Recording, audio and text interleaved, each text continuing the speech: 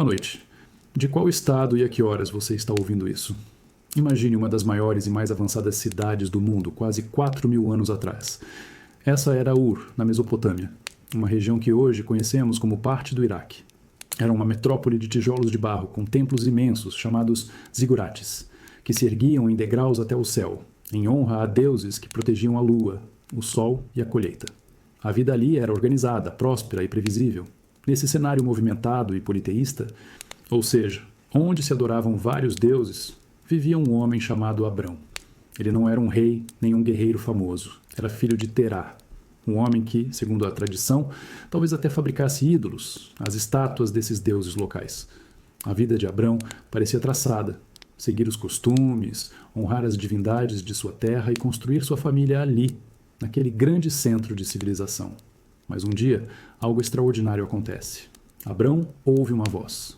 Não a de um sacerdote no templo ou de uma autoridade da cidade, mas uma voz interna, profunda, que ele entende como vinda de um Deus único, um Deus que ninguém ali conhecia ou via.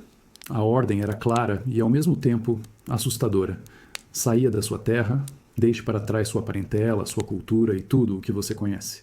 Vá para um lugar que eu ainda vou te mostrar. Pense no peso disso. Não era como fazer as malas para um país vizinho com um emprego garantido. Era abandonar a própria identidade, a segurança financeira, a rede de apoio familiar e os túmulos dos seus antepassados. Era trocar a certeza de uma civilização florescente pela incerteza do deserto, tudo em troca de uma promessa. Era um ato que, aos olhos de qualquer vizinho em Ur, pareceria loucura. E Abrão, contra toda a lógica da época, decide obedecer. Ele reúne sua esposa, Sarai, que não podia ter filhos, seu sobrinho, Ló, e os bens que conseguiu juntar. Seu pai, Terá, já idoso, decide acompanhá-lo no início da jornada. A caravana parte de Ur, deixando para trás a única vida que conheciam. Eles não seguem direto para o destino final, mas fazem uma longa parada em uma cidade chamada Harã, mais ao norte. É em Harã que Terá morre. Com a morte do pai, o último grande elo de Abrão com seu passado se rompe. Agora, a responsabilidade era inteiramente dele. Aos 75 anos, uma idade em que a maioria das pessoas já está pensando no fim da vida, Abrão retoma a jornada. Ele sai de Harã, levando sua casa e sua gente rumo ao desconhecido, a uma terra chamada Canaã. A história dele não começa com uma coroação ou uma grande batalha, mas com um passo para fora da porta de casa. É a história de alguém que trocou a certeza de um mundo que ele podia ver e tocar pela fé em uma promessa que ele só podia ouvir. E a gente fica pensando, quantas vezes na vida a gente também não é chamado a deixar um lugar seguro para trás, em busca de algo que ainda não conseguimos enxergar? Depois de chegar em Canaã, a terra prometida, Abrão prosperou. Ele tinha servos, gado, prata e ouro. Aos olhos do mundo, era um homem bem-sucedido. Mas o tempo passava, implacável, e a parte mais importante da promessa divina parecia cada vez mais distante. Abrão e sua esposa, Sarai, envelheciam, e o filho que daria início à sua grande nação simplesmente não vinha. A tenda deles permanecia em silêncio. A dúvida começou a pesar no coração de Abrão. Para que serviam todas aquelas riquezas se ele não tinha um herdeiro de seu próprio sangue? Seu sucessor, por lei e costume, seria Eliezer de Damasco, seu administrador mais leal e de maior confiança. Era uma solução prática, honrada, mas não era o que ele tinha ouvido naquela primeira chamada, lá em Ur. A angústia cresceu a ponto de ele sentir que precisava de uma resposta, uma clareza. E a resposta veio numa noite que mudaria tudo. Não foi um sermão nem uma ordem, mas um convite. A voz que ele conhecia o chamou para fora de sua tenda. Lá, longe das luzes de qualquer cidade, o céu do deserto se revelava em todo o seu esplendor. Um tapete infinito de pontos de luz, de uma clareza que hoje mal podemos conceber. E então, a promessa foi renovada de uma forma espetacular. Olhe para o céu e tente contar as estrelas.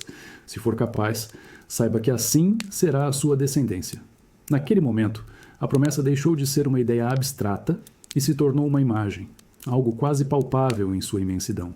Mas a confirmação não parou por aí. Deus propôs a Abrão um pacto, uma aliança nos moldes mais solenes e sagrados daquela cultura. Abrão preparou novilhas, cabras e um carneiro, partindo-os ao meio e arrumando as metades uma de frente para a outra, criando um corredor.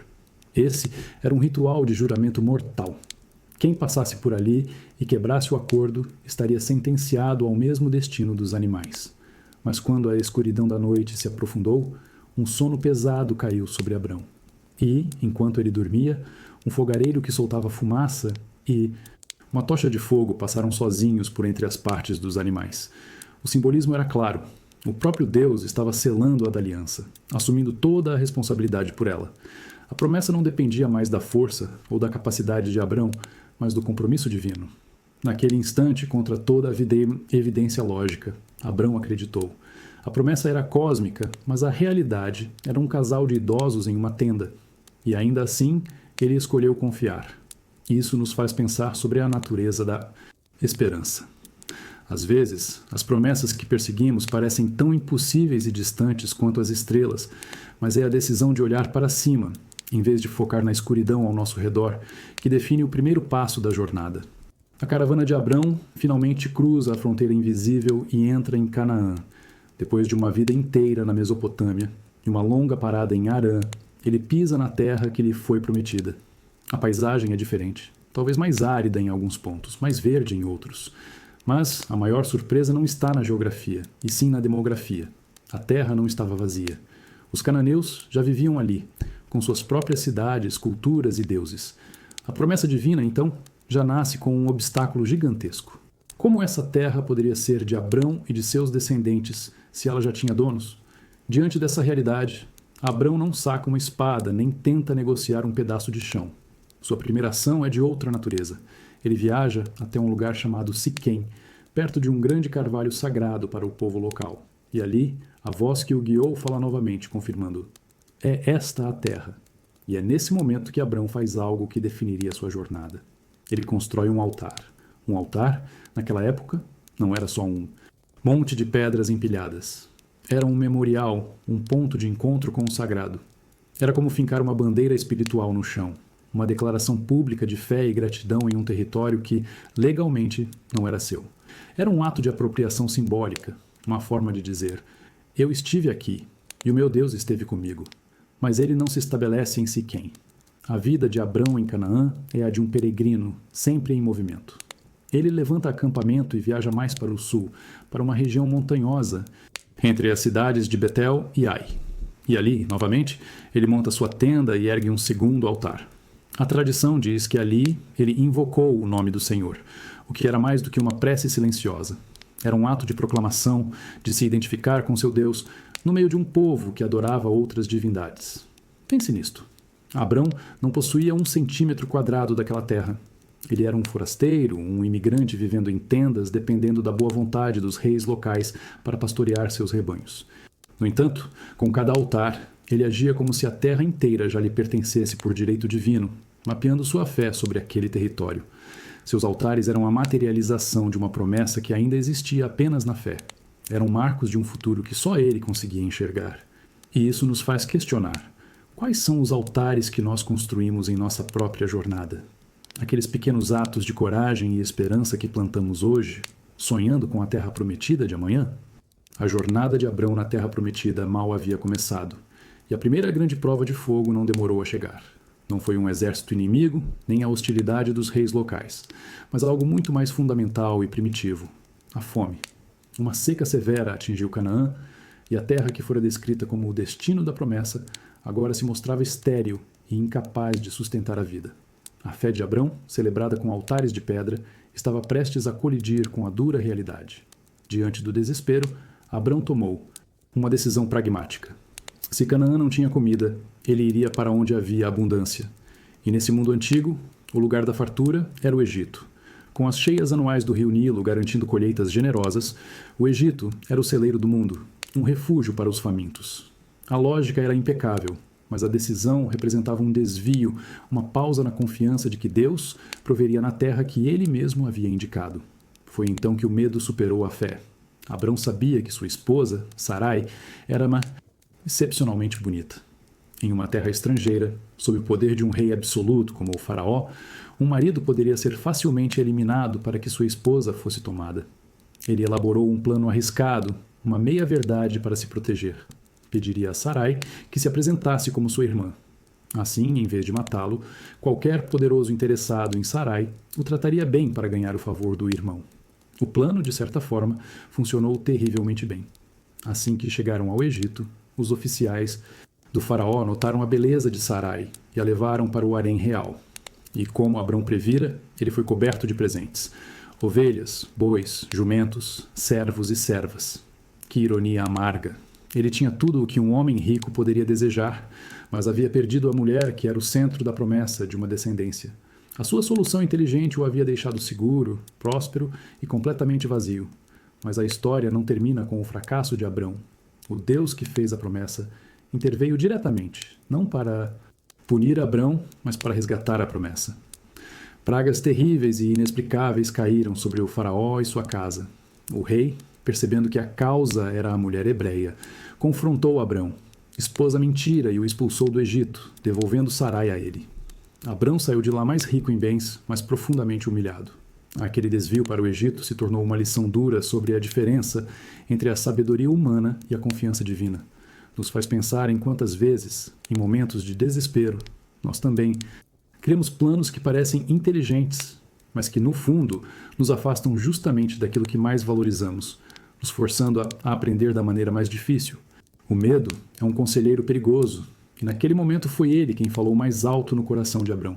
Ao se aproximarem do Egito, a sombra da poderosa civilização se estendia não apenas sobre a terra, mas sobre a alma daquele pequeno grupo de imigrantes. A preocupação de Abrão não era com exércitos ou ladrões, mas com a beleza de sua esposa, Sarai. Ele temia que um governante local, desejando-a, simplesmente o mataria para tomá-la sem impedimentos. Foi então que ele concebeu o plano que se tornaria uma das passagens mais tensas de sua vida.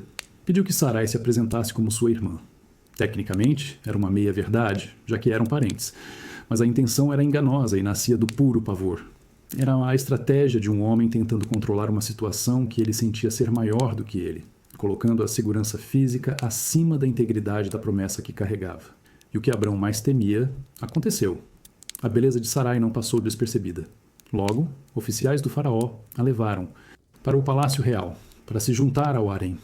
Para Sarai, era o início de um pesadelo silencioso. Ela, a matriarca estéril de uma futura nação incontável, agora era apenas mais uma mulher, em uma coleção de esposas e concubinas, sua identidade e seu destino nas mãos de um rei estrangeiro.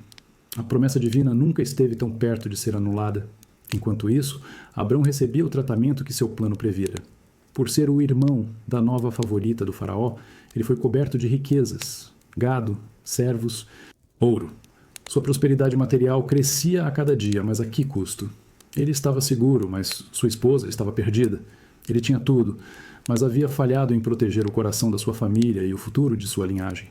Cada presente era uma lembrança de sua troca desastrosa, sua honra pela sua vida. Mas quando a intervenção humana falha, a história mostra que uma força maior entra em cena. A casa do faraó foi atingida por pragas severas e misteriosas. Doenças e aflições inexplicáveis levaram-o, rei, a perceber que havia algo terrivelmente errado e que a causa estava ligada àquela mulher hebreia. Ao descobrir a verdade, Faraó repreendeu Abrão não por sua riqueza, mas por sua mentira que quase trouxe a ruína a todos. Essa experiência no Egito se tornou uma cicatriz na jornada de Abrão. Ele foi expulso com Sarai e com todos os seus bens, mas a lição foi inesquecível. A história nos lembra que, às vezes, o maior perigo não vem de fora, mas do medo que carregamos por dentro, que nos leva a tomar atalhos que comprometem exatamente aquilo que mais queremos proteger. No palácio do faraó, Sarai estava cercada de luxo, mas aprisionada em um silêncio de ouro. Lá fora, Abrão via sua riqueza aumentar a cada dia, um resultado direto de sua mentira. Cada ovelha, cada servo, cada peça de prata que recebia era como um tijolo a mais no muro que o separava de sua própria esposa e da promessa que o tirou de casa. A segurança que ele tanto buscou tinha o gosto amargo da desonra e da perda. Mas então, o poder do faraó, que parecia absoluto, esbarrou em um poder que ele não conseguia ver nem entender. A narrativa não detalha a natureza exata dessas pragas, mas as descreve como golpes severos e diretos, afligindo o rei e sua casa. Imagine a confusão na corte egípcia. Os sacerdotes e magos, que dominavam os mistérios do Nilo e do Sol, estavam impotentes diante de uma calamidade que parecia ter uma origem pessoal e direcionada. Não era uma doença aleatória, nem uma catástrofe natural. O tormento parecia ter um propósito, uma mensagem. Não demorou para que o faraó ligasse os pontos. A aflição começou exatamente com a chegada daquela mulher hebreia, a suposta irmã de Abrão. Uma investigação rápida, ou talvez uma revelação divina, expôs a mentira. Sarai não era irmã de Abrão, mas sua esposa. A confrontação deve ter sido humilhante. O grande patriarca, o homem que conversava com Deus, sendo repreendido por um rei pagão por causa de uma mentira nascida do medo. Faraó, agora temendo a força que protegia aquele casal, não queria mais nada com eles. Ele não os pune com a morte, mas com a expulsão. Ele ordena que Abrão, sua esposa intacta e tudo o que ele havia acumulado no Egito fossem escoltados para fora de suas fronteiras, o mais rápido possível. Abrão e Sarai deixam o Egito muito mais ricos do que quando entraram. Mas a experiência foi uma lição brutal. Eles não saem como heróis vitoriosos, mas como sobreviventes de um erro quase fatal, resgatados por uma intervenção que eles mesmos não provocaram. O plano de Abrão falhou completamente, mas a promessa de Deus se mostrou mais resistente que seu medo. A história nos lembra que, às vezes, a proteção divina não vem para nos aplaudir, mas para nos resgatar de nós mesmos, nos tirando dos becos sem saída que nossos próprios medos constroem, e nos força a voltar, envergonhados para o caminho que nunca deveríamos ter abandonado. De volta do Egito, Abrão e seu sobrinho Ló não eram mais apenas peregrinos. Eram homens imensamente ricos, carregados de ouro, prata e rebanhos tão vastos que precisavam de um horizonte inteiro para pastar. A riqueza que veio daquela desastrosa viagem era agora uma realidade palpável, um sinal de sucesso visível a todos. Mas a prosperidade, que deveria ser a confirmação da bênção, rapidamente se tornou a semente de um novo conflito. O problema era puramente matemático e geográfico. A terra de Canaã, com seus recursos limitados, simplesmente não comportava a riqueza dos dois juntos. As pastagens eram insuficientes, os poços de água viraram pontos de tensão. A abundância, em vez de unir, começou a criar uma rivalidade silenciosa que logo explodiu da forma mais comum. Não entre os líderes, mas entre seus empregados. Os pastores de Abrão e os pastores de Ló começaram a brigar. Eram disputas diárias por espaço, por acesso à água, por cada metro de grama verde. A tensão familiar, que antes era uma preocupação privada, agora se tornava um espetáculo público. E para piorar a situação, eles não estavam sozinhos. Os cananeus e os ferezeus, os povos que já habitavam aquela terra, observavam tudo. Qualquer briga interna era uma perigosa demonstração de fraqueza para aqueles que os viam como estrangeiros. Foi Abrão, o mais velho e o portador da promessa original, quem percebeu que aquela situação era insustentável. Ele viu que a briga por bens materiais estava corroendo o laço mais importante que ele tinha, sua família. A unidade entre eles era mais valiosa do que qualquer rebanho. Em um gesto de maturidade e visão, ele chamou Ló para uma conversa, não para acusá-lo, mas para propor uma solução. Sua atitude foi de uma generosidade radical. Em vez de usar sua autoridade como tio e líder do clã, ele colocou o poder da decisão nas mãos de Ló. Propôs que se separassem para que a paz pudesse reinar entre eles, e deu a Ló o direito de escolher primeiro. Para onde quer que Ló olhasse e decidisse ir, Abrão tomaria o caminho oposto. Ele estava disposto a abrir mão da melhor parte da terra para salvar a relação. Aquele momento define o caráter de Abrão talvez mais do que qualquer batalha. Depois do fracasso moral no Egito, ele agora agia com uma sabedoria que colocava as pessoas acima das posses. E nos faz pensar, quantas relações não se desfazem pela disputa do que é material? A história deles nos mostra que, às vezes, o verdadeiro teste de liderança não é sobre o que conquistamos, mas sobre o que estamos dispostos a ceder para manter a paz. A oferta de Abrão estava na mesa, generosa e arriscada. Ele, o mais velho e o líder, abriu mão de seu direito e deu a Ló, seu sobrinho, o poder de escolher primeiro. E Ló, em pé sobre as colinas de Canaã, levantou os olhos e olhou para o horizonte. O que ele viu pareceu selar seu destino. A leste, toda a planície do Rio Jordão se estendia como um tapete verdejante, farto de água, um verdadeiro oásis. A narrativa a descreve como o próprio jardim do Senhor, ou como a terra do Egito, o símbolo máximo da prosperidade. Era uma escolha que parecia óbvia, a mais inteligente do ponto de vista prático e financeiro. Era a garantia de pastos abundantes e de um futuro seguro para seus imensos rebanhos. Mas havia um detalhe que a vista não alcançava. Uma verdade que a beleza da paisagem escondia. a índole das cidades que dominavam aquela planície, especialmente Sodoma e Gomorra. Eram lugares já conhecidos por sua corrupção e pela perversidade de seus habitantes. Ló fez sua escolha com os olhos. Ele escolheu a beleza visível, a promessa de conforto imediato. Ele não ponderou sobre o ambiente moral em que criaria sua família. Ele juntou seus rebanhos, sua gente e tudo o que possuía e partiu em direção ao leste.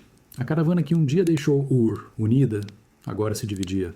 Ló foi armando suas tendas cada vez mais perto de Sodoma, atraído pela riqueza e pelo estilo de vida da cidade grande. Abrão ficou para trás. Ele observou seu sobrinho partir e ficou com a terra que sobrou, as colinas de Canaã, talvez menos atraentes à primeira vista, mais áridas e desafiadoras. Ali, sozinho, ele poderia ter se sentido diminuído, como se tivesse ficado com a pior parte. Mas foi nesse momento de aparente perda que Abrão recebeu a mais forte reafirmação de sua vida. A voz divina falou novamente, pedindo que ele olhasse para todas as direções, norte, sul, leste e oeste. Toda aquela terra, até onde sua vista alcançava, seria dele e de seus descendentes para sempre. A história dessa separação nos deixa com uma pergunta marcante. Quantas vezes somos confrontados com escolhas que opõem a aparência imediata e o valor de longo prazo? Ló escolheu o que era fácil de ver, enquanto Abrão, ao abrir mão do que parecia melhor, recebeu a confirmação de uma promessa que só a fé podia enxergar.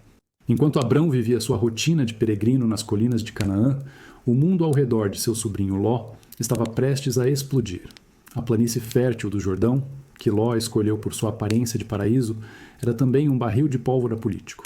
As 5 cidades-estado da região, incluindo Sodoma, onde Ló agora morava, estavam sob o domínio de uma poderosa aliança de 4 reis do leste da região da Mesopotâmia. Por 12 anos, Sodoma e suas vizinhas pagaram um tributo, uma espécie de imposto forçado para garantir a paz e evitar a invasão. Mas no 13º ano, eles se rebelaram.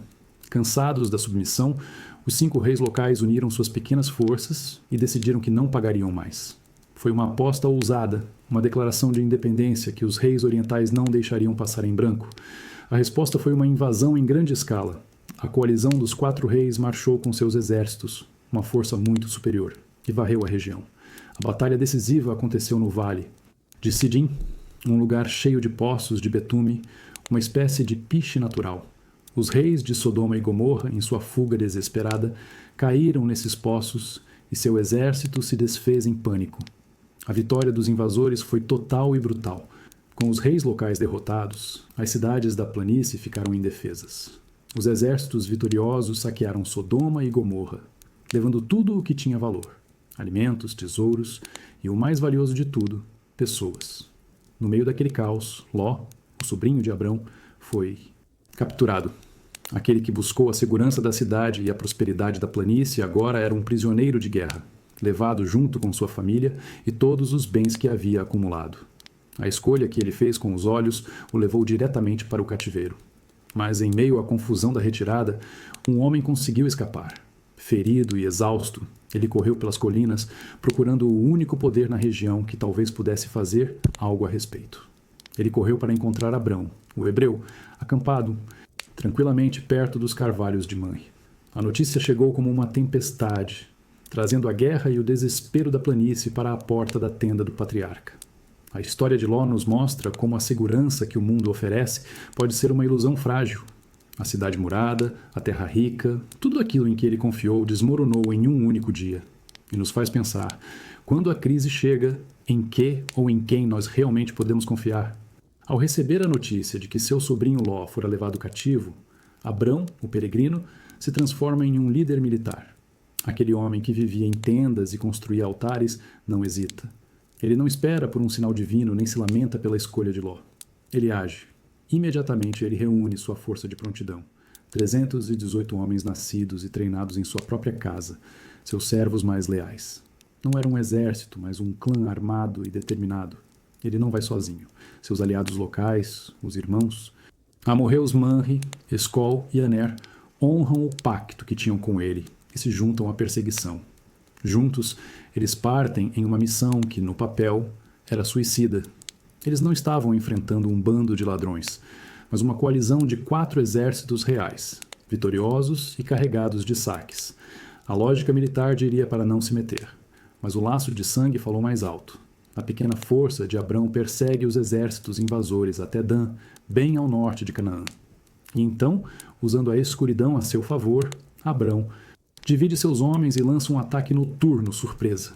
O exército vitorioso, provavelmente relaxado e celebrando o triunfo, é pego de guarda baixa. Na confusão, Abrão e seus homens derrotam os inimigos, libertam os prisioneiros e recuperam todos os bens que haviam sido roubados. Ele resgata Ló, sua família e todo o povo de Sodoma. Na volta, vitorioso, acontece um dos encontros mais enigmáticos da história. No Vale de Savé, 2 reis vêm ao seu encontro. O primeiro é o rei de Sodoma, a quem ele acabara de salvar. O segundo é uma figura única, Melquisedeque, rei de Salém, a futura Jerusalém, e sacerdote do Deus Altíssimo. Melquisedeque não traz uma proposta, mas uma bênção.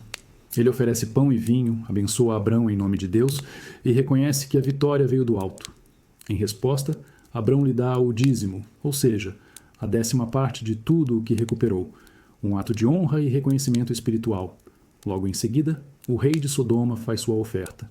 Fique com todos os bens. Apenas me devolva as pessoas. Era uma proposta tentadora, que faria de Abrão um homem ainda mais rico. Mas Abrão recusa. Ele jura que não pegaria nenhum fio de linha, para que ninguém jamais dissesse que foi um rei pagão e corrupto quem o enriqueceu. Sua provisão, ele declara, vinha de outra fonte. Essa jornada nos mostra um Abrão que não conhecíamos, um estrategista, um guerreiro corajoso e um homem de integridade inabalável. Ele nos lembra que, às vezes, a maior prova de fé não é esperar, mas agir com coragem. E que a verdadeira honra não está no que se ganha em uma vitória, mas no que se recusa em nome de um princípio. Depois da vitória heróica contra os reis do leste e do encontro misterioso com Melquisedeque, a poeira da batalha assenta. Mas de volta ao silêncio de sua tenda, a mesma angústia antiga retorna para Abrão. Ele tem terras, riquezas, respeito, mas não tem um filho. A promessa de uma descendência numerosa como as estrelas do céu ainda soa como um eco distante. A dúvida o consome a ponto de ele questionar tudo. É nesse momento de crise de fé que Deus o convida para um dos rituais mais solenes e estranhos daquele tempo para selar a promessa de uma vez por todas. Abrão é instruído a pegar uma novilha, uma cabra e um carneiro, todos de 3 anos, além de uma rolinha e um pombinho. Ele parte os animais maiores ao meio, mas não as aves, e arruma as metades, uma de frente para a outra, criando um corredor de morte, por assim dizer. Esse era um jeito de selar um pacto de sangue, um juramento mortal. A mensagem era clara. Quem passasse por aquele caminho e depois quebrasse o acordo, estava aceitando para si o mesmo destino dos animais. Durante o dia, Abrão fica de vigia, enxotando as aves de rapina que desciam sobre as carcaças, protegendo a santidade daquele momento.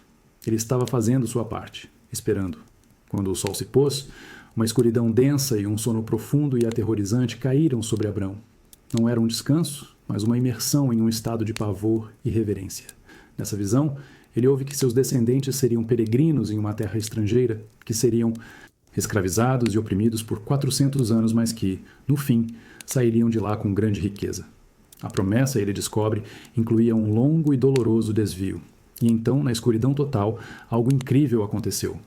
Uma fogueira fumegante e uma tocha de fogo, símbolos da presença divina, passaram sozinhas por entre as metades dos animais. Abrão, o parceiro humano do pacto, permaneceu adormecido, imóvel.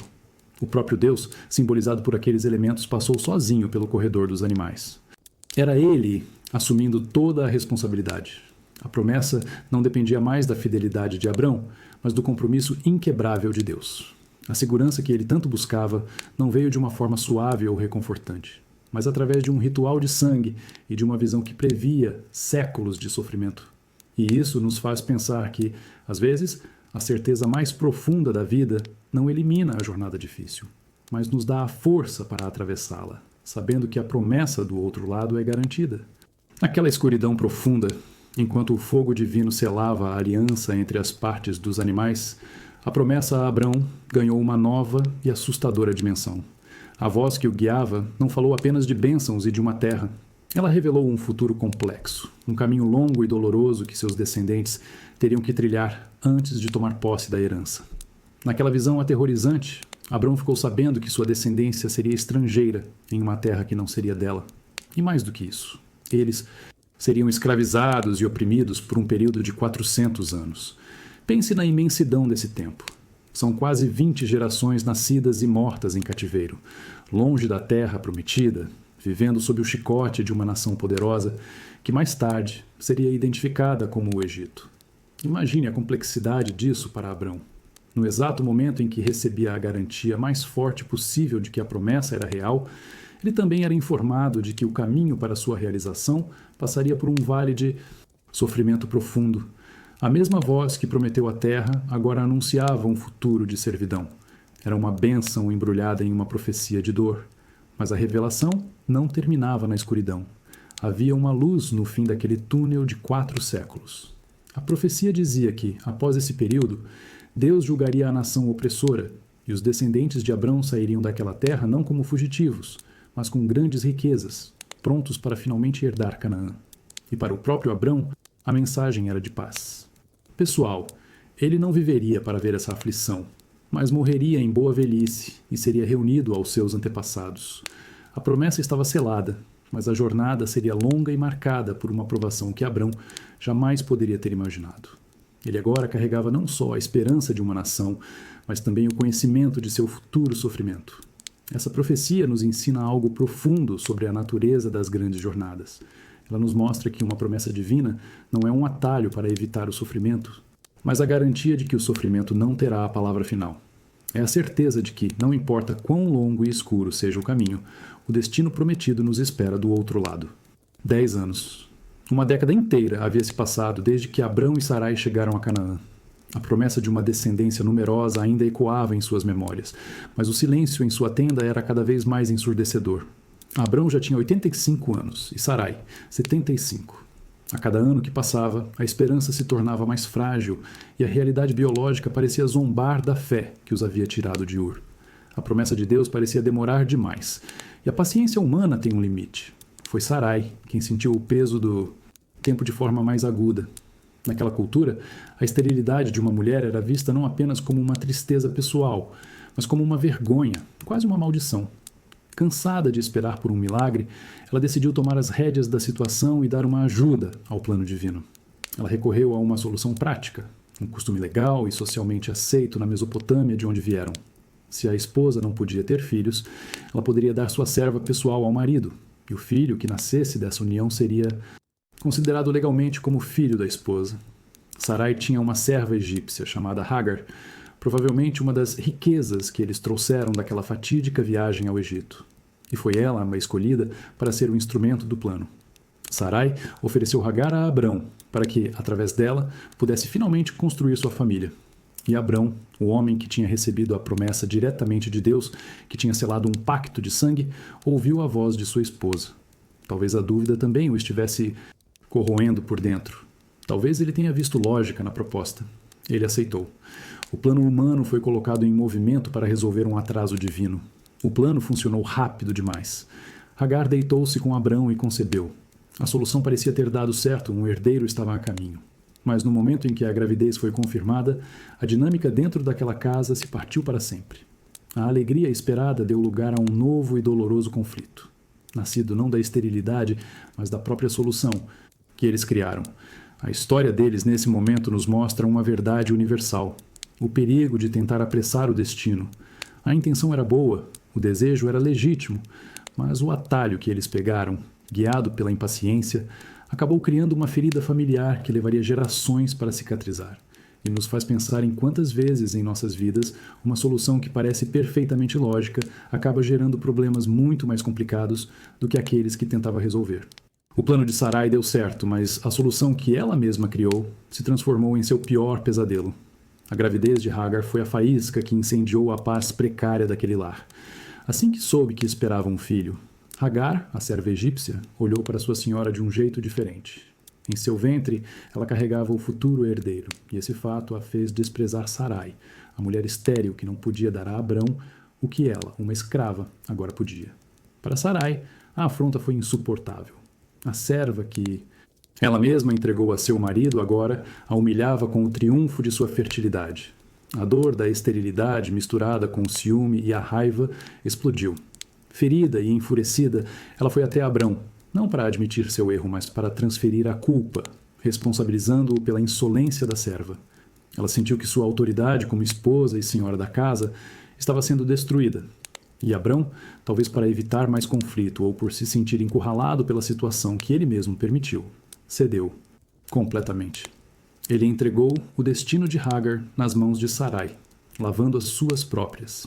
Ele não protegeu a mulher que carregava seu filho, abdicando de sua responsabilidade como patriarca e como pai da criança que estava por vir.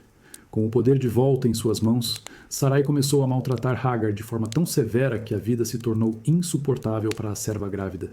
A humilhação e a opressão foram constantes e cruéis. A única saída que Hagar enxergou foi a fuga. Ela correu para o deserto em direção a Sur, o caminho que levava de volta para sua terra natal, o Egito. Era um ato de puro desespero. Uma escrava grávida e sozinha no deserto era uma presa fácil para a fome, a sede e os perigos da região. O plano que deveria trazer um herdeiro e resolver o problema da promessa resultou em uma família quebrada, uma esposa amargurada e uma serva fugitiva, caminhando para uma morte quase certa. A tenda que antes sofria pelo silêncio da esterilidade agora ecoava com o barulho do conflito e da dor. É uma história que nos mostra como as soluções humanas, mesmo as que parecem lógicas, podem criar feridas muito mais profundas do que os problemas que tentavam resolver. E nos deixa com a imagem de uma mulher sozinha, perdida entre a crueldade de uma promessa que não era sua e a dureza implacável do deserto. O deserto não é um lugar para recomeços, mas para finais. E era para lá que Hagar, a serva egípcia, fugia. Grávida, sozinha e humilhada, ela deixava para trás a tenda de Abrão e Sarai, o epicentro de uma promessa que a usou como atalho e depois a descartou. Cada passo na areia quente era um passo em direção ao nada. Uma tentativa desesperada de escapar da crueldade de sua senhora e da indiferença de seu senhor. Foi perto de uma fonte de água, um milagre de vida em meio à morte do deserto que ela parou. E ali, a solidão foi quebrada. Uma figura, descrita como o anjo do Senhor, a encontrou. A voz celestial não oferece consolo imediato, mas uma ordem difícil e desconcertante. Volte para sua senhora e submeta-se a ela. Era um comando para retornar ao lugar de sua dor, para enfrentar a humilhação mais uma vez. Mas a ordem veio acompanhada de uma promessa que espelhava a de Abrão. A voz declarou que a descendência de Agar seria tão numerosa que não se poderia contar. Para uma escrava, e fugitiva que não possuía nada, essa era a promessa de um legado, de um futuro que ia muito além de sua própria vida. E o filho que ela carregava teria um nome que contaria sua história. Ismael, que em hebraico significa Deus ouve, porque Deus tinha ouvido seu choro de aflição.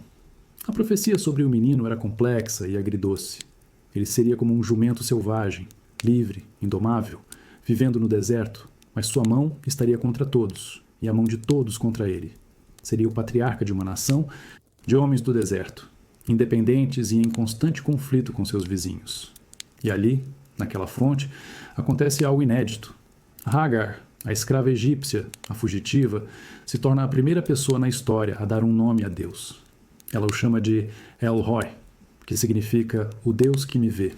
Naquele momento, a mulher que era invisível para todos, um mero instrumento nos planos dos outros, foi vista em seu desespero. Ela obedeceu, voltou para o acampamento de Abrão e deu à luz seu filho, Ismael.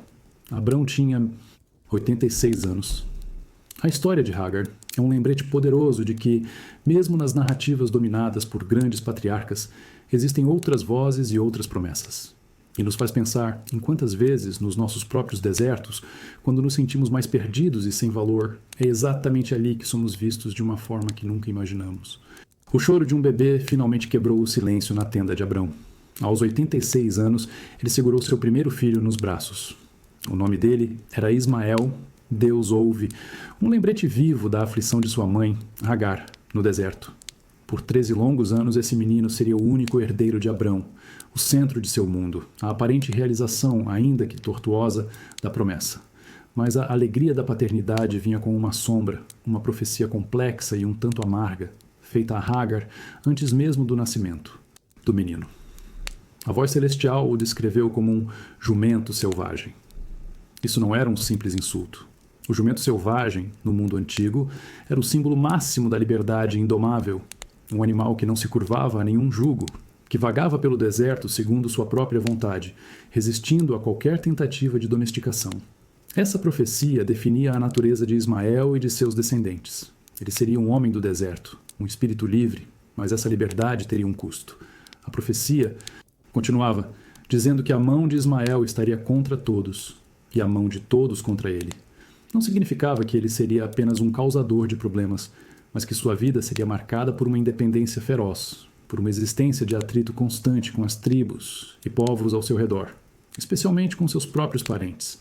Ismael cresceu sob o olhar de Abrão, o filho nascido do atalho humano. Enquanto a promessa divina falava de uma herança em uma terra específica, Canaã, a profecia de Ismael o destinava a uma vida nômade e combativa, sem um lugar fixo. Ele era o filho da impaciência, e seu destino refletia a natureza de sua concepção. Uma solução que, embora trouxesse um filho, também gerava um futuro de conflito e separação. Por 13 anos, Abrão criou Ismael como seu herdeiro. Ele o amou, mas em cada gesto do menino, em cada traço de sua personalidade que crescia livre e selvagem, Abrão talvez visse o reflexo de sua própria impaciência e da decisão que tomou com Sarai. Ele tinha o filho que queria, mas o destino desse filho não se encaixava perfeitamente na promessa que ele esperava. A história de Ismael nos faz pensar sobre como os filhos, muitas vezes, carregam o peso das escolhas de seus pais, mas também trilham seus próprios destinos, selvagens e imprevisíveis. O herdeiro que Abrão tanto quis não era o fim da história, mas o começo de uma outra, completamente diferente da que ele imaginava. 13 anos se passaram. Um silêncio de 13 anos, desde que Hagar voltou do deserto e deu à luz Ismael. Nesse tempo, a vida no acampamento de Abrão havia se assentado em uma nova normalidade. Ismael, o filho único, crescia como um adolescente forte e livre, o herdeiro aparente de toda a riqueza e do futuro daquele clã.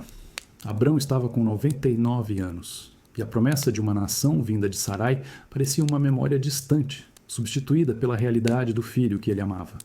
E então, quando a vida parecia já ter encontrado seu curso definitivo, o silêncio divino foi quebrado. A voz que o chamou de Ur falou novamente, reafirmando a aliança, mas desta vez exigindo uma transformação total, começando pela própria identidade. A primeira mudança foi no nome. Ele não seria mais Abrão, que significava algo como pai exaltado, um título nobre, mas limitado. Ele se tornaria Abraão, que quer dizer pai de uma multidão. O nome se tornava a própria promessa. A mudança de identidade não foi só para ele. Sua esposa, Sarai, cujo nome era como Minha Princesa, um título afetuoso, mas pessoal, também teria seu nome alterado. Ela se tornaria Sara, que significa princesa em um sentido universal. Ela não seria mais a princesa de um homem, mas a matriarca de nações e de reis que viriam dela. Seus nomes foram reescritos para se alinharem com um destino que, até então, parecia impossível. E para selar essa aliança renovada de forma indelével, foi instituído um sinal físico, permanente e hereditário. A circuncisão, uma marca na própria carne, um selo que passaria de pai para filho, de geração em geração. Era um lembrete perpétuo e doloroso de que aquele povo pertencia a um pacto específico, uma forma de carregar a aliança no próprio corpo. Abraão, seus filhos e todos os homens de sua casa deveriam carregar esse sinal. É nesse ponto que a promessa, antes mais aberta, se torna incrivelmente específica. Deus afirma que a bênção viria, sim, por meio de Sara.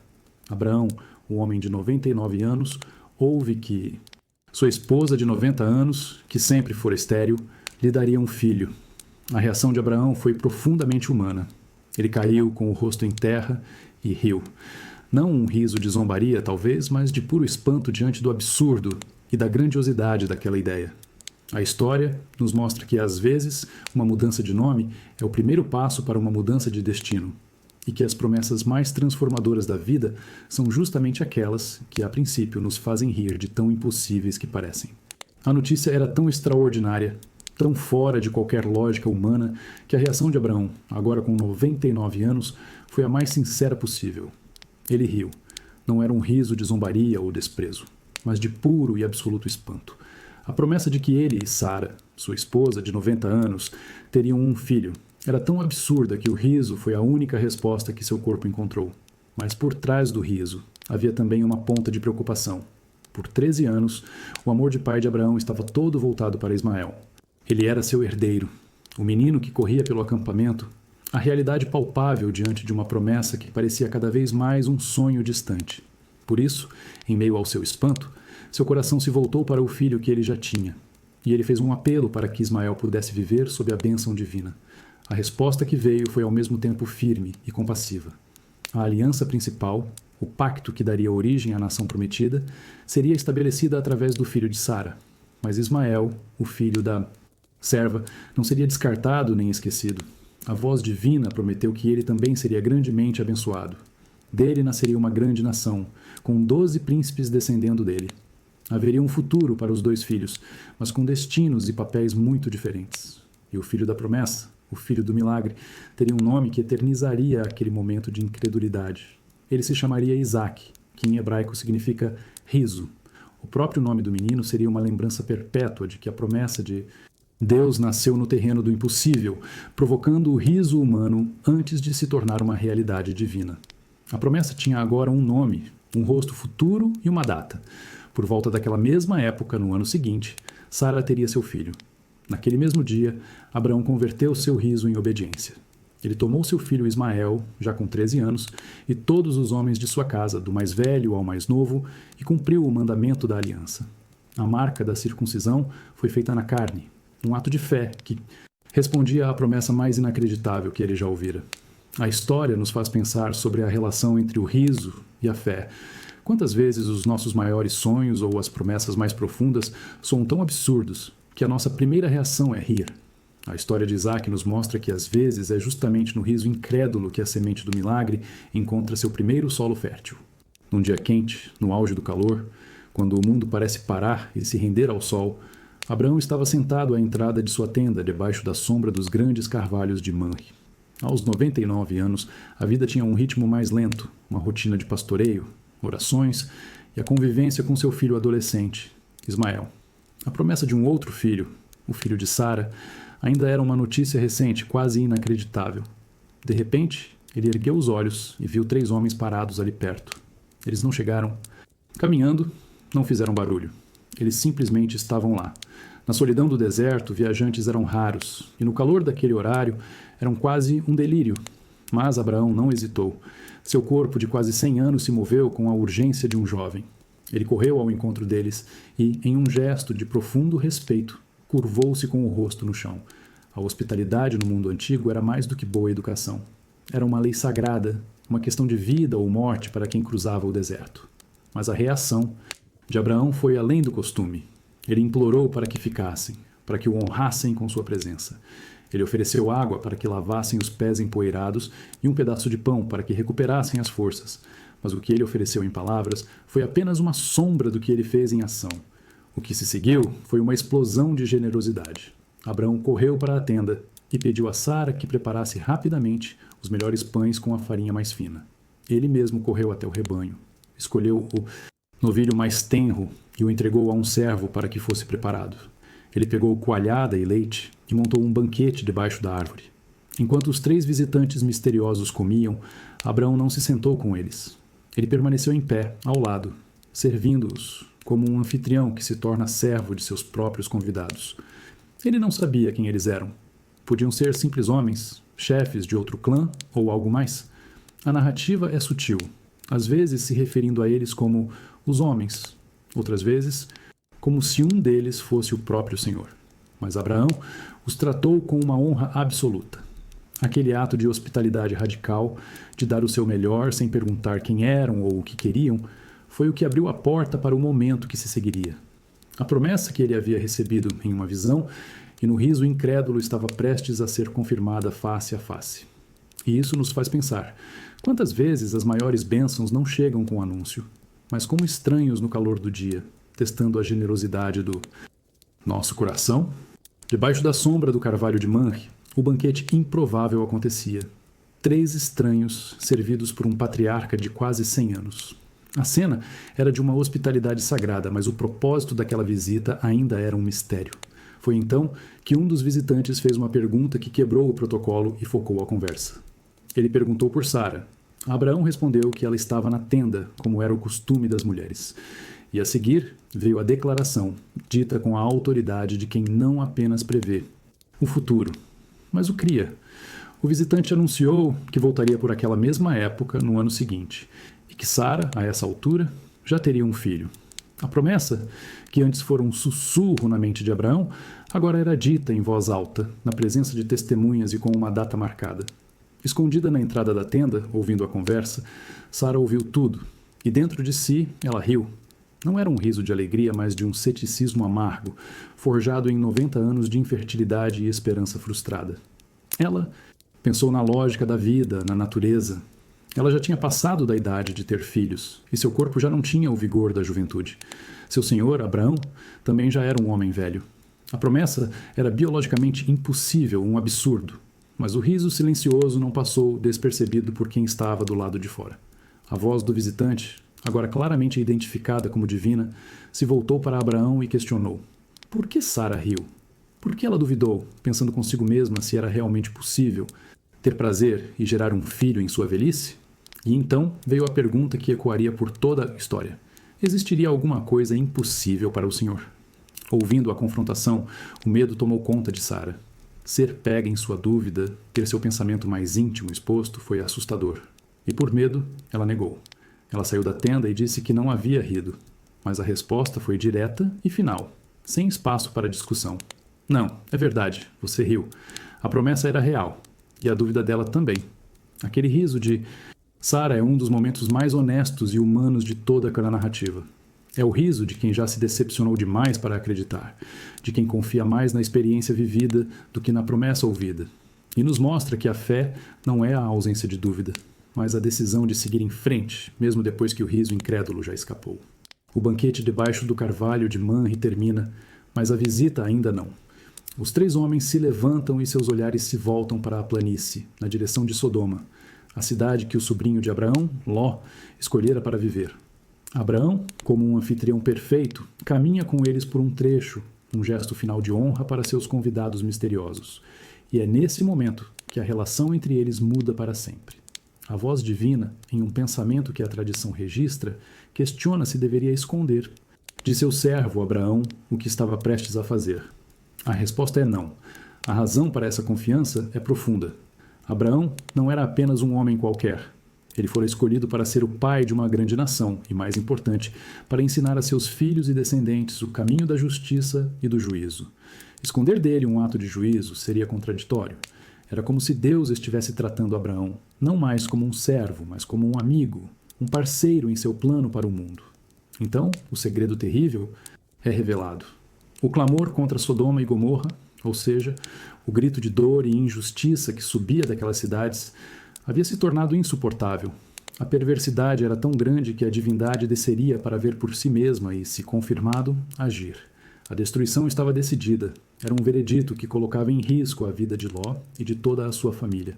Enquanto a conversa acontece, 2 dos visitantes se despedem e começam a caminhar firmemente em direção a Sodoma.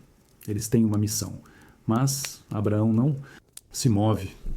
Ele permanece ali, em pé, diante daquele que ficou, o Senhor. O peso daquela revelação cai sobre seus ombros. A promessa do riso e da vida que ele acabara de receber agora contrastava violentamente com a notícia da morte e da destruição iminente. Aquele momento transforma tudo. Ser amigo de Deus não é apenas receber promessas de bênçãos, mas também carregar o peso de seus juízos. É ser convidado a participar da conversa, a se importar com o destino dos outros, mesmo daqueles que, como Ló, escolheram um caminho diferente. A hospitalidade abriu a porta para a revelação e a revelação agora abria a porta para a intercessão. Enquanto os 2 visitantes caminhavam em direção a Sodoma, Abraão permaneceu ali, imóvel diante do Senhor. O peso da revelação era esmagador. Ele não era apenas o pai de uma promessa, mas agora também o guardião de um segredo terrível. E naquele momento, o homem que um dia tremeu de medo no Egito encontrou uma coragem que vinha de um lugar muito mais profundo: o amor por seu sobrinho e a preocupação com a justiça. Com uma ousadia reverente, ele se aproximou e iniciou a mais incrível negociação de sua vida. Sua pergunta não era um apelo por misericórdia, mas um desafio à própria natureza da justiça divina. Ele questionou se o juiz de toda a terra faria o impensável: destruir os justos junto com os culpados. E então, ele lançou sua primeira proposta. E se houvesse 50 justos na cidade? A cidade seria poupada por amor a eles? A resposta foi sim. E com essa primeira concessão, Abraão, que se descrevia como pó e cinza, encontrou fôlego para continuar. Ele barganhou com a humildade de quem sabe que não tem direito algum, mas com a persistência de quem luta por vidas. E se faltassem 5 para 50? E se fossem 40? A cada pergunta, a cada nova redução do número, a tensão aumentava. A negociação desceu para 30, depois para 20. O coração de Abraão devia estar acelerado, misturando o medo de ofender com a esperança de salvar. Por fim, ele fez seu último apelo, sua última e mais modesta oferta. E se houvesse apenas 10? 10 pessoas justas em meio a uma multidão. Era um número pequeno, talvez o tamanho exato da família de seu sobrinho, Ló. Seriam 10 vidas suficientes para salvar uma cidade inteira? A resposta, mais uma vez, foi sim. Por amor a 10, a cidade seria poupada. E com essa última palavra, a conversa se encerrou. O Senhor seguiu seu caminho, e Abraão voltou para sua tenda, para a quietude da noite. Ele tinha feito tudo o que podia. A sobrevivência de Sodoma agora não dependia mais da misericórdia divina ou da negociação de um patriarca, mas de um fato simples e brutal. A existência ou não de 10 pessoas justas dentro de seus muros. Essa negociação audaciosa nos mostra um lado diferente da fé. Não é apenas sobre receber e obedecer, mas também sobre se importar a ponto de argumentar, de lutar pelo outro. Abraão não tentou justificar o pecado de Sodoma, mas lutou pela vida dos justos, e nos deixa pensando no poder que uma única pessoa tem de se colocar entre o juízo e a misericórdia, e no valor imenso que cada vida justa tem aos olhos do céu. Os 2 visitantes chegaram a Sodoma ao entardecer, e Ló, o sobrinho de Abraão, estava sentado à porta da cidade, o lugar onde se faziam negócios e se encontravam os líderes. Assim como seu tio, ele os reconheceu como pessoas que mereciam honra e correu para recebê-los, insistindo para que passassem a noite em sua casa em segurança. A hospitalidade era um código sagrado, mas em uma cidade como Sodoma, era também um ato de coragem. A noite mal havia caído quando a verdadeira natureza da cidade se revelou. A casa de Ló foi cercada, não por um pequeno grupo, mas por todos os homens da cidade, do mais jovem ao mais velho, vindos de todos os cantos. Eles exigiam que Ló entregasse seus convidados para que pudessem abusar deles. A depravação era total e coletiva. A pergunta que Abraão fez a Deus no dia anterior, haveria 10 justos na cidade? Encontrou ali sua resposta terrível e definitiva. Em desespero, Ló tentou negociar, mas a multidão estava cega pelo ódio. Foi então que os visitantes agiram. Eles puxaram Ló para dentro de casa e feriram os homens do lado de fora com uma cegueira súbita, deixando-os se debatendo no escuro, incapazes de encontrar a porta. Com a ameaça contida, os anjos revelaram a Ló sua verdadeira missão. Eles estavam ali para destruir aquele lugar, e Ló precisava fugir com sua família imediatamente. A urgência era total, mas a reação da família de Ló foi um retrato da incredulidade. Seus futuros genros riram da advertência, achando que era uma piada. O próprio Ló hesitou.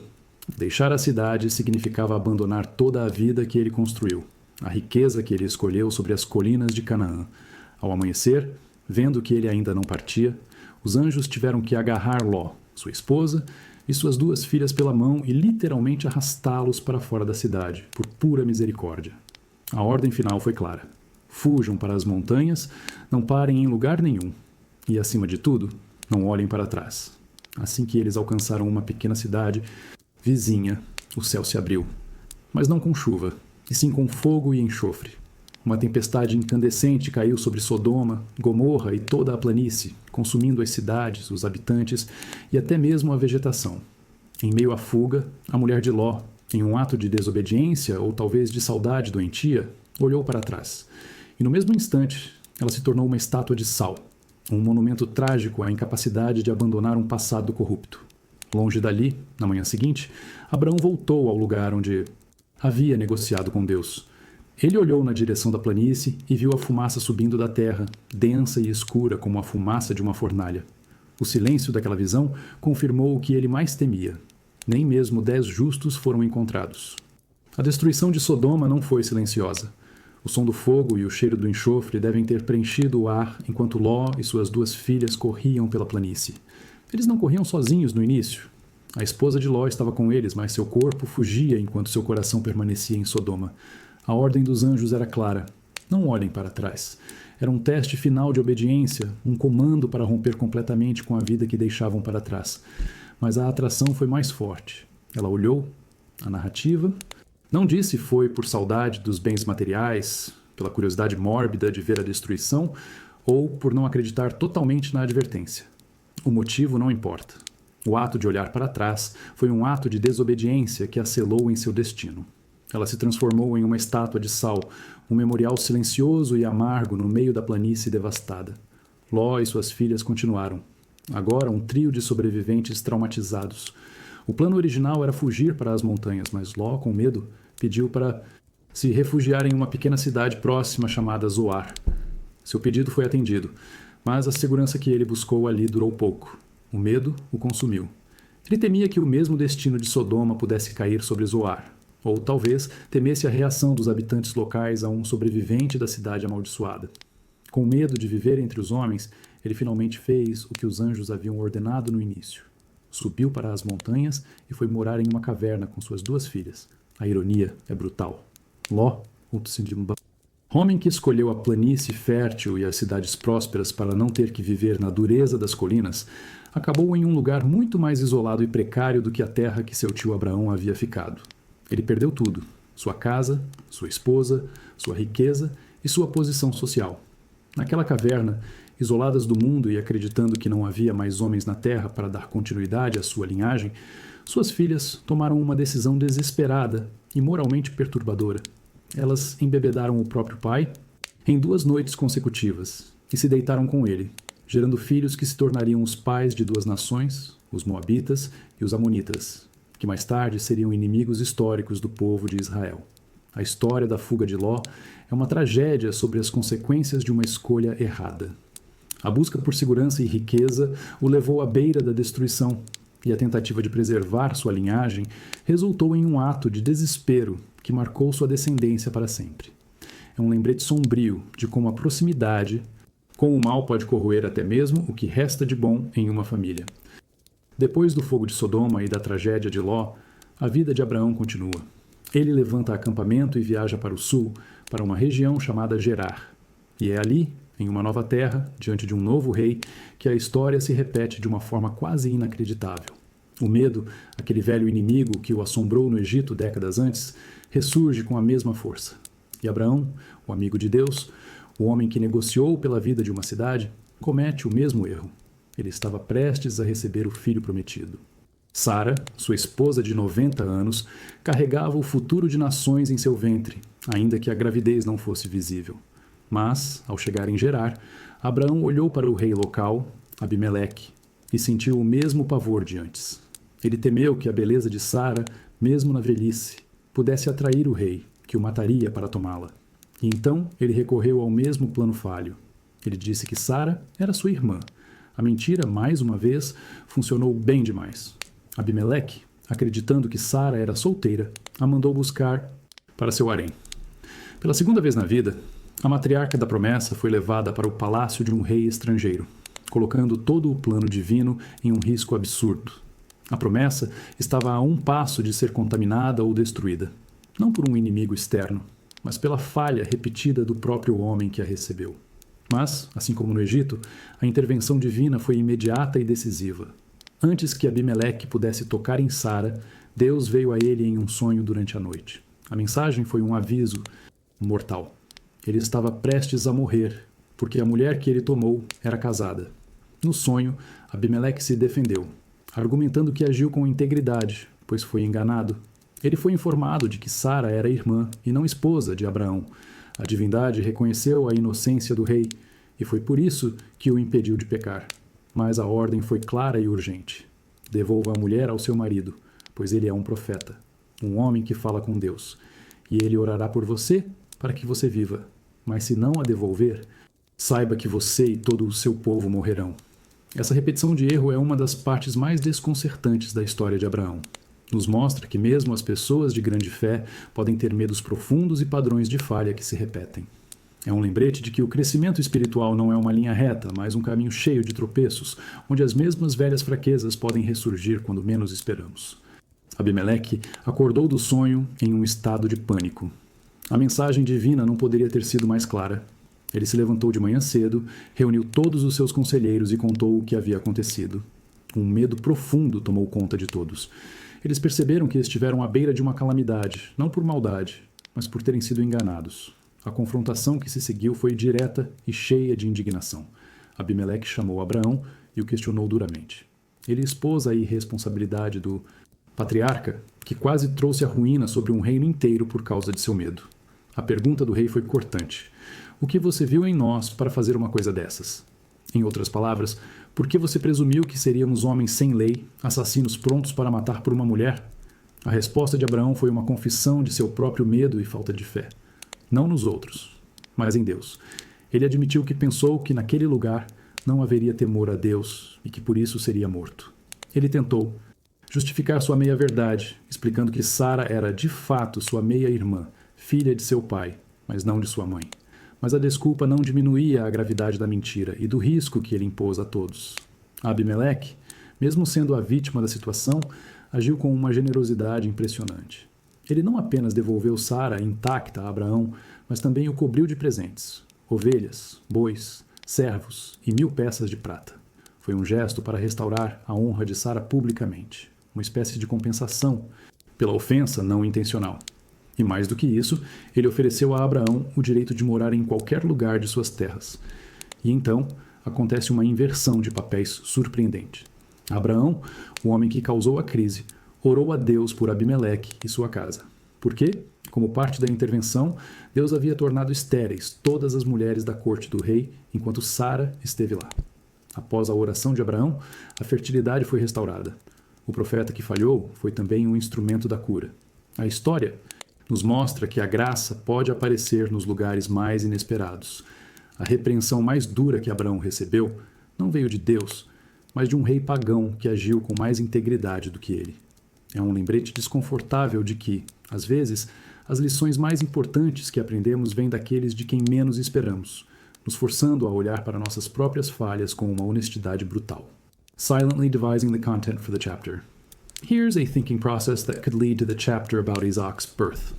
1. Deconstruct the request. Role. Screenwriter for a documentary to art podcast. Tone should be clear, engaging, accessible, like talking to someone. Mission. Tell a key chapter of a historical figure's life. Rules. Length, 2,800, 3,500 characters. Crucial, must check at the end. Language, Brazilian Portuguese. Simple, natural, well explained. Target audience, history novice who loves stories. Narrative style, third person, but close, almost intimate, emotional documentary feel. First chapter. Intro. Not applicable here. This is chapter 14. Explain concepts.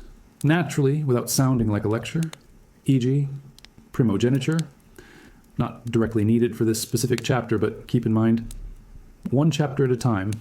Yes, self-contained. No. Special characters. No. Por continuum. Chapter parameters. No. Theme. Chapter 14. Parte 1. Isaac, o filho da promessa, o nascimento milagroso e a alegria. General story, Abraham's life. Structure. Body. Tell the story clearly. What's at stake? Who's involved? What happened? Rhythm. Short blocks of 3 to 6 sentences. Avoid large paragraphs. Natural language. Closing. Light human reflection. Make the stir. Listener think. Don'ts. No character dialogue. No poetic, academic tone. No repetitive structures. No special symbols. No meta commentary. 2. Analyze the chapter content. The birth of Isaac. Core event. The miracle happens. After all the waiting, doubt, and laughter, Sarah gives birth. Key players. Abraham, now 100, Sarah, 91, and the newborn Isaac. Central emotion. Joy, relief, the fulfillment of a promise that seemed impossible. The shift. From skeptical laughter to joyful laughter. Context. This comes after the repeated mistake in Gerar. It's a moment of pure grace, not earned merit. The timing is crucial. The promise was made at the appointed time, and it happens exactly as foretold. Symbolism. The name Isaac Yitzhak means he laughs. This is the central theme. Sarah's laughter of doubt is transformed into a laughter of joy that she imagines others will share. The obedience of Abraham, he circumcises Isaac on the 8th day, fulfilling the covenant sign. The feast, the weaning of a child, was a major milestone. The feast signifies public acknowledgement, joy, and the security of the heir. 3. Drafting, step by step. Opening? Start by setting the scene. The promise was made, time has passed. Let's connect it to the previous events. Depois de todos os desvios, medos e risos de incredulidade, after all the detours, fears, and laughs of disbelief. This immediately grounds the listener. The tempo determinado, appointed time, is a key phrase from the source text, so let's use it. The birth. Describe the event itself. It's not just a birth, it's a miracle. Corpo de 100 anos e ventre de 90, que a natureza Maura muito havia declarado fechado. A body of 100 years and a womb of 90, which nature had long declared closed. This emphasizes the miraculous nature of it. The promise is fulfilled, exactly as foretold. Obedience and naming. Abraham's role. He names the child Isaac as commanded. This isn't just a name, it's a testament. O nome que antes foi eco da dúvida de seus pais, agora se tornava a bandeira de sua alegria. The name that was once an echo of his parents' doubt now became the banner of their joy. He also circumcises him on the 8th day, which shows his commitment to the covenant. This is a crucial detail. A festa do desmame de Isaac era evento de pura alegria, mas em meio à celebração, uma sombra antiga ressurgiu com força total. Ismael, o primeiro filho de Abraão, já era um adolescente, talvez com seus 16 ou 17 anos. Por mais de uma década, ele foi o único herdeiro, o centro das atenções. Agora, ele via um bebê recebendo todas as honras, toda a celebração, ocupando o lugar que um dia foi seu. E foi nesse cenário de festa que Sara viu algo que transformou sua alegria em fúria. Ela viu Ismael, o filho da serva egípcia Hagar, zombando ou caçoando de seu filho, Isaque. A palavra hebraica usada ali é a mesma raiz de riso, a mesma de Isaac. É como se o riso de Ismael fosse uma paródia cruel do riso de alegria que o nascimento do bebê trouxe. Era o desprezo do filho mais velho pelo herdeiro milagroso. Para Sara, aquele gesto foi a gota d'água. Toda a dor e humilhação que ela sentiu anos antes quando Hagar a desprezou voltaram com uma intensidade avassaladora. Ela viu, naquela zombaria, uma ameaça direta ao futuro de Isaac. Na sua visão, os dois filhos não podiam coexistir. A herança, a bênção, a promessa, tudo pertencia a Isaac. E a presença de Ismael colocava tudo isso em risco. Com a determinação de uma leoa protegendo sua cria, ela foi até Abraão e fez uma exigência brutal. Mande embora essa escrava e o filho dela. O filho de Agar não herdaria junto com seu filho, Isaac. Não era um pedido, era um ultimato. A ferida aberta pela impaciência de anos atrás agora sangrava novamente, exigindo uma solução drástica e dolorosa. Para Abraão, a situação foi terrivelmente angustiante. A exigência de Sara o feria profundamente porque, apesar de tudo, Ismael era seu filho. Ele o amava. Expulsá-lo para o deserto seria quase uma sentença de morte, uma violência contra seu próprio sangue. O patriarca, que um dia negociou com Deus pela vida de uma cidade inteira, agora se via em um beco sem saída, dividido entre o amor por sua esposa e o amor por seu filho. Mais velho, a alegria da promessa cumprida rapidamente se transformou em um drama familiar insuportável. E isso nos faz pensar como, mesmo nos momentos de maior felicidade, as consequências de nossas escolhas passadas podem voltar para nos assombrar, nos forçando a tomar decisões que partem o coração. A exigência de Sara partiu o coração de Abraão. Ele se viu em um impasse terrível, pressionado por sua esposa a fazer algo que feria sua alma de pai. Mas, em meio à sua angústia, a voz divina interveio. A mensagem, no entanto, não foi o que ele esperava. Deus não repreendeu Sara por sua dureza. Em vez disso, ordenou que Abraão atendesse ao pedido dela. A voz celestial confirmou que a linhagem da promessa viria exclusivamente de Isaac. Mas, para consolar o coração aflito de Abraão, a promessa a respeito de Ismael foi reafirmada. Ele também seria pai de uma grande nação, porque era filho de Abraão. A separação era necessária para o cumprimento do plano divino, mas o filho mais velho não seria abandonado à sua sorte. Com essa garantia dolorosa, Abraão se levantou na manhã seguinte, bem cedo, antes mesmo de o sol nascer. Ele não podia adiar mais. A cena da despedida é uma das mais tristes e contidas de toda a narrativa. Não há grandes discursos, nem lágrimas descritas, apenas a ação crua e dolorosa de um pai que precisa mandar seu filho embora. Abraão pegou um pouco de pão e um odre, uma bolsa de couro cheia de água. Ele colocou a comida e a água nos ombros de Agar, entregou-lhe o menino e os despediu. Pense na brutalidade desse momento. Uma mulher e um adolescente com suprimentos mínimos sendo enviados para essa vastidão selvagem do deserto de Berseba. O pão e a água acabariam em questão de dias. Era uma expulsão que beirava uma sentença de morte. Agar e Ismael partiram, deixando para trás o único lar que conheciam. Eles caminharam sem rumo pelo deserto, o sol castigando, a esperança se esvaindo a cada passo. A decisão que nasceu da impaciência, anos atrás, agora culminava neste exílio, nesta ferida aberta que separava um pai de seu filho, um irmão de outro. A promessa divina estava segura, mas o custo humano foi imenso. A imagem de Abraão, um dos homens mais ricos da região, dando apenas pão e água para seu próprio filho, é perturbadora. Talvez ele acreditasse que a promessa divina de proteção a Ismael se cumpriria imediatamente. Ou talvez a dor fosse tão grande que ele simplesmente não conseguiu encarar a realidade do que estava fazendo. De qualquer forma, a cena nos deixa com um nó na garganta, pensando sobre as decisões impossíveis que às vezes a vida nos força a tomar e sobre como as despedidas mais difíceis são muitas vezes as mais silenciosas. O deserto não perdoa. Para Hagar e Ismael, a liberdade conquistada pela expulsão rapidamente se transformou em uma lenta marcha para a morte. O pão acabou, e pior, a água do odre secou. Cada gota de esperança evaporou sob o sol implacável de Berseba. Ismael, já um adolescente, desabou de sede e exaustão. O desespero de Hagar como mãe atingiu seu limite. Ela não suportava a ideia de assistir seu filho morrer. Em um gesto de dor absoluta, ela colocou o menino debaixo de um dos poucos arbustos que encontrou e se afastou, a uma distância de um tiro de arco. Ela se sentou ali, de costas para ele, para não ter que ver sua agonia final, e começou a chorar em voz alta, um lamento que rasgava o silêncio do deserto. Mas então, algo acontece. A narrativa deixa claro que Deus ouviu não o choro da mãe, mas a voz do menino. Mesmo enfraquecido, Ismael, cujo nome significa Deus ouve, estava se comunicando de alguma forma, e foi o seu lamento que moveu os céus. Pela segunda vez, o anjo de Deus chamou Agar do céu, questionando sua aflição e pedindo que ela não temesse. A ordem foi simples e cheia de esperança. Levante-se, erga o menino e segure-o pela mão, pois dele Deus faria uma grande nação. A promessa que Abraão recebeu para se consolar agora era dita diretamente à mãe, no momento de seu maior desespero. E de repente, como se um véu fosse removido de seus olhos, Hagar viu o que não via antes. Um poço de água. Não foi um poço criado magicamente do nada. Ele já estava lá. A cegueira de Tatisnotis. Hagar não era física, mas emocional, causada pela dor e pela falta de esperança. A intervenção divina não foi necessariamente criar a água, mas abrir os olhos dela para a provisão que já existia ao seu redor. Ela encheu o odre, deu de beber ao filho, e a vida deles foi salva. A partir daquele dia, a história de Ismael mudou.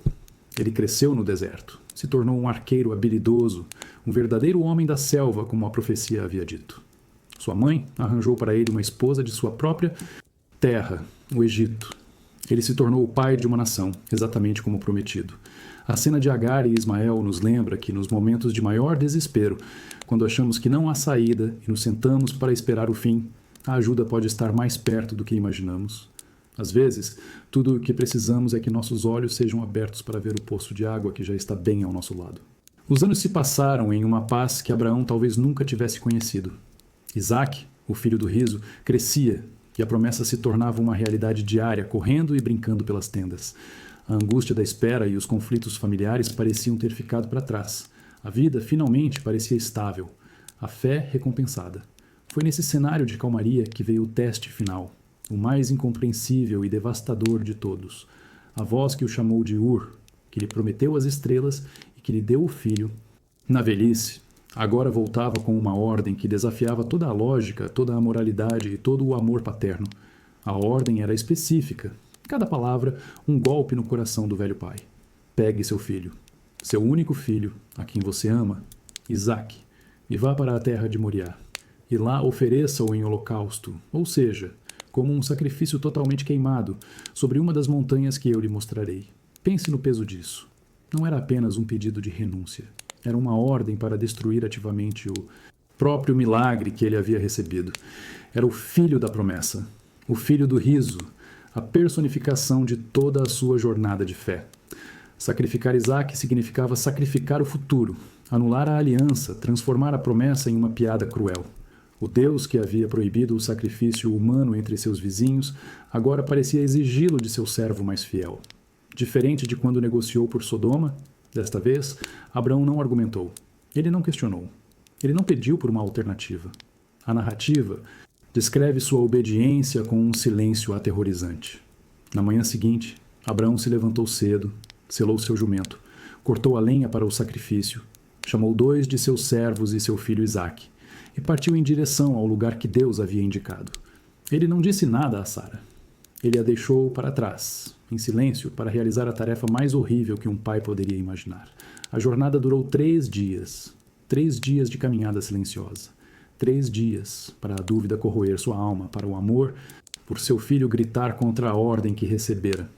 3 dias para ele olhar para o rosto inocente de Isaque, que não sabia de nada, e carregar o peso daquele segredo mortal. E ainda assim, ele continuou. A história do sacrifício de Isaque nos coloca diante do abismo da fé. O que acontece quando a voz em que você mais confia lhe pede para destruir aquilo que você mais ama? É uma jornada ao coração da obediência, um teste que parece não fazer sentido algum. É o momento que define se a confiança de um homem está na promessa ou no Deus que a fez. Por 3 dias, eles caminharam. 3 dias de um silêncio pesado, quebrado apenas pelo som de seus passos na terra seca. Para os 2 servos, era apenas mais uma viagem. Para Abraão, era uma procissão fúnebre em câmera lenta. Cada passo era uma batalha silenciosa entre o amor de pai e a obediência a uma ordem incompreensível. Cada olhar para o rosto de Isaque era uma tortura.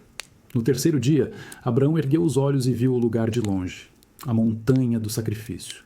Foi ali que ele se voltou para seus servos e disse algo que revela a profundidade de sua fé. Ele pediu que ficassem ali com o jumento, enquanto ele e o menino iriam até o monte para adorar. E então ele fez uma declaração que desafiava a realidade do que estava prestes a fazer. Ele disse que depois os 2 voltariam. Em meio ao absurdo, ele se agarrava a uma esperança de que, de alguma forma, Deus resolveria aquela equação impossível. Abraão pegou a lenha que havia cortado e a colocou sobre os ombros de seu filho, Isaque. O pai carregava o fogo e o cutelo. O filho carregava a madeira para sua própria imolação. E os 2, sozinhos, começaram a subir a montanha. Um pai caminhando para obedecer e um filho caminhando para servir. Foi então na quietude daquela subida final que a voz inocente de Isaque quebrou a tensão insuportável. Ele se virou para o pai e a pergunta que ele fez ecoa através dos séculos, carregada de uma simplicidade que corta a alma. Meu pai, nós temos o fogo e a lenha, mas onde está o cordeiro? Para o sacrifício? Imagine o coração de Abraão se partindo naquele instante. A pergunta direta. A confiança pura nos olhos do filho. A resposta de Abraão é o ponto mais alto de sua fé cega. Uma declaração que atravessa o desespero. Deus mesmo proverá o cordeiro para o holocausto, meu filho. Ele não deu uma explicação. Ele deu uma promessa, uma afirmação de confiança na provisão de um Deus que, naquele momento, parecia exigir tudo e não oferecer nada. E os 2, mais uma vez, seguiram caminhando, juntos. A pergunta de Isaque é a pergunta que todos nós fazemos em nossas jornadas mais difíceis, quando o caminho parece não fazer sentido. Se estamos fazendo tudo certo, onde está a solução? A resposta de Abraão nos ensina que, às vezes, a fé não é ter todas as respostas, mas confiar naquele que nos guia, mesmo quando a única coisa que vemos à frente é a lenha e o fogo. Eles finalmente chegaram ao topo do Monte Moriá, o lugar que Deus havia apontado. Ali, a ação de Abraão se desenrola com uma precisão mecânica, como se ele estivesse se movendo em um transe de obediência. Ele constrói o altar, pedra por pedra. Ele arruma a lenha que seu filho carregou. Cada movimento é um passo a mais em direção ao ato final e terrível. Então, ele se volta para Isaque. A narrativa não descreve a conversa, a reação do menino, nem as lágrimas que certamente correram. Ela apenas nos mostra a ação. Abraão amarra seu filho, o filho da promessa, e o deita sobre o altar, em cima da lenha. Isaque, que poderia facilmente ter resistido a um pai de mais de 100 anos, se submete. A confiança do filho na bondade de seu pai foi total, mesmo diante do inexplicável. Com o filho amarrado e deitado sobre a madeira, Abraão estende a mão e pega o cutelo, aquele instrumento de corte que ele mesmo carregou por 3 dias. Ele levanta o braço. O sol do meio-dia talvez brilhasse na lâmina. O coração do mundo parece parar por um segundo.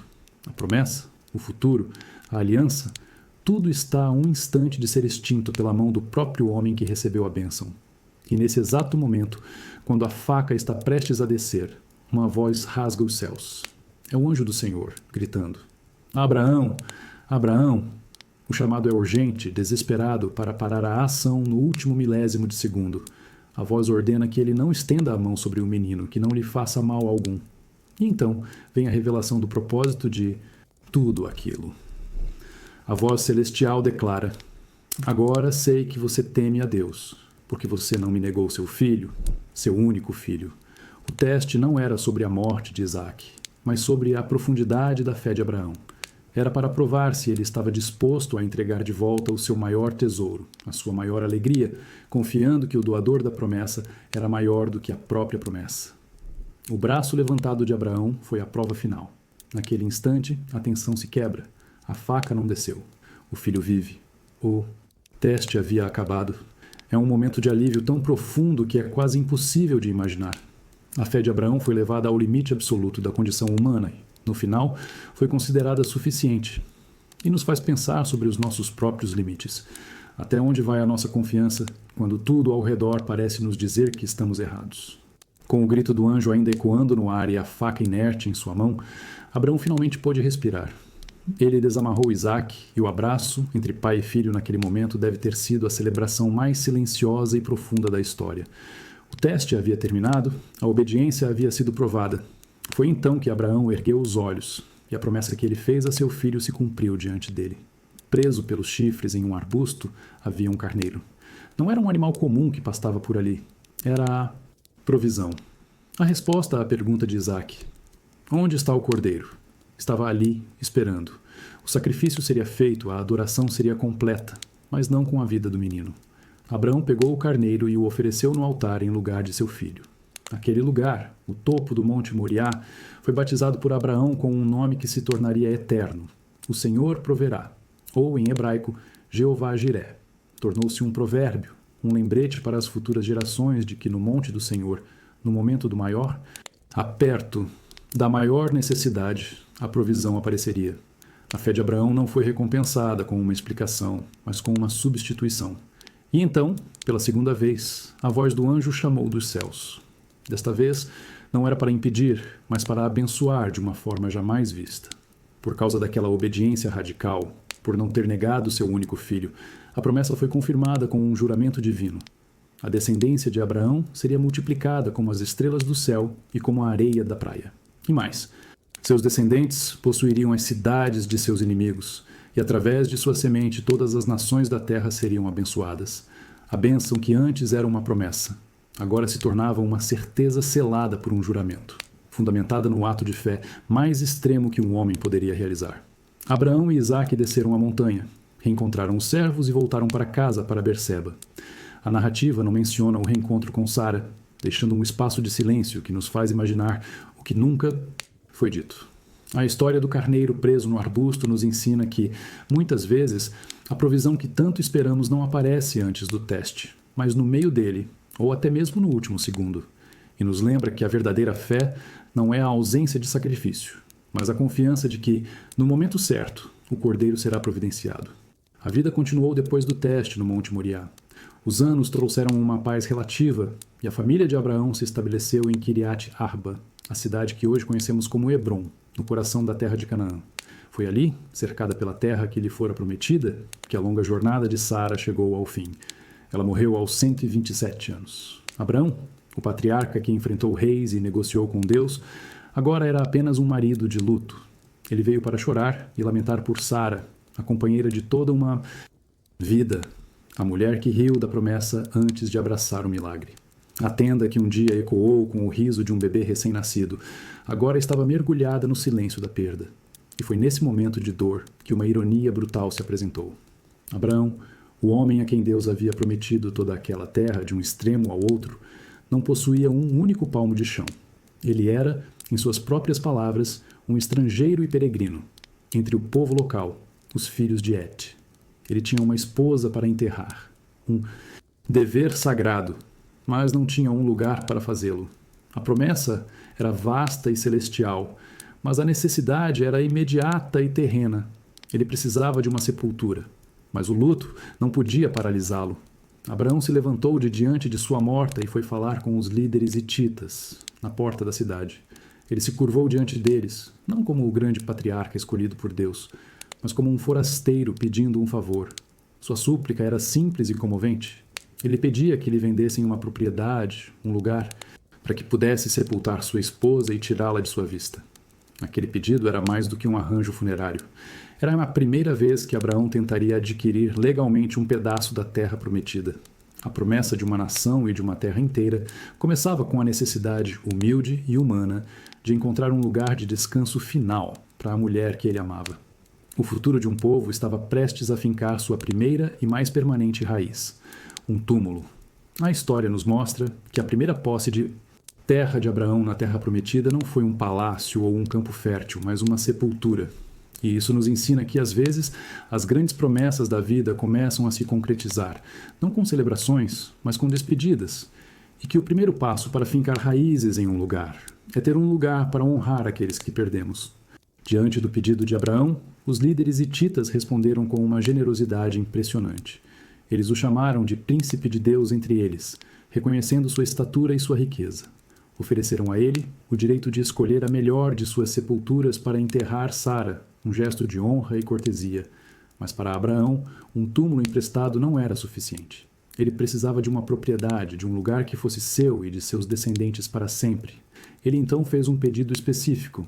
Ele tinha interesse em uma caverna chamada Macpela, que ficava na extremidade do campo de um homem chamado Efron. Abraão pediu que os líderes intercedessem por ele junto a Efron, para que ele lhe vendesse a caverna pelo preço justo. Ele queria uma transação comercial limpa, sem favores, sem dívidas. Efron, que estava presente na reunião, ouviu o pedido e, em um grande gesto público, ofereceu não apenas a caverna, mas todo o campo, de graça.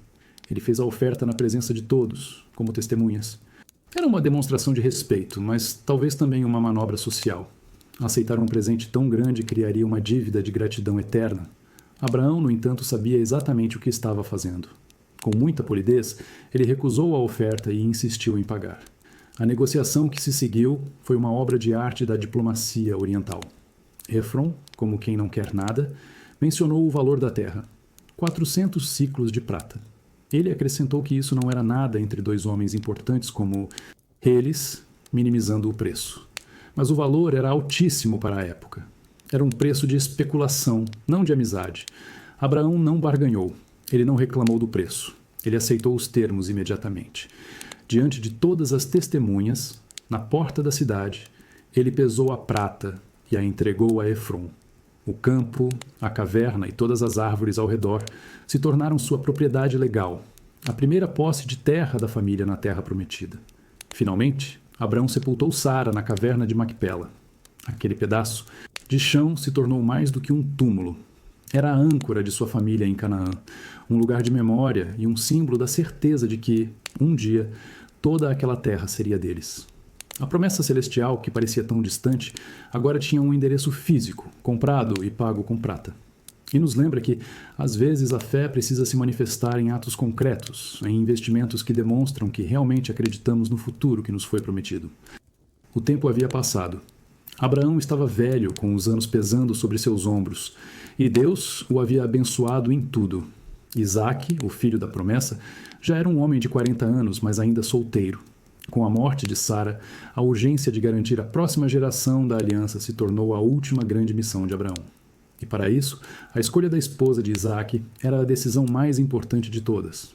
Ele não podia de forma alguma permitir que seu filho se casasse com uma mulher cananeia.